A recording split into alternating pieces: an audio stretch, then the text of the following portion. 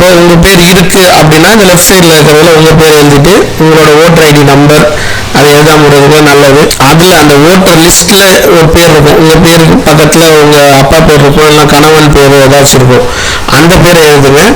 அவங்க வந்துட்டு தந்தையா இல்லைன்னா கணவனா அப்படின்னு சொல்லிட்டு இங்கே ரிலேஷன்ஷிப்ல எழுதணும். அதை எழுதுனதுக்கு அப்புறம் எந்த மாவட்டம், எந்த மாநிலம், அதாவது நீங்க போன வாட்டி ஆந்திரா, கேரளா, இந்தியாவில் எந்த மாநிலத்தில் இருந்தாலும் பரவாயில்ல அதை எழுதலாம். அதுக்கப்புறம் இந்த எல்லாமே எழுதிட்டீங்கன்னா இதுக்கு எல்லாத்துக்குமே நம்பர் இருக்கும். இப்போ உங்க ஏசி நம்பர்னா உங்க தொகுதிக்குன்னு ஒரு நம்பர் இருக்கும், அது வாக்காளர் பட்டியலே உங்களுக்கு தெரியும்.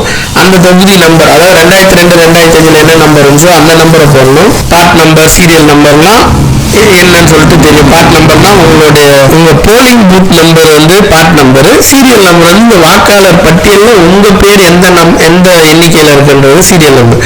அதெல்லாம் முடிச்சிட்டீங்கன்னா முடிஞ்சது.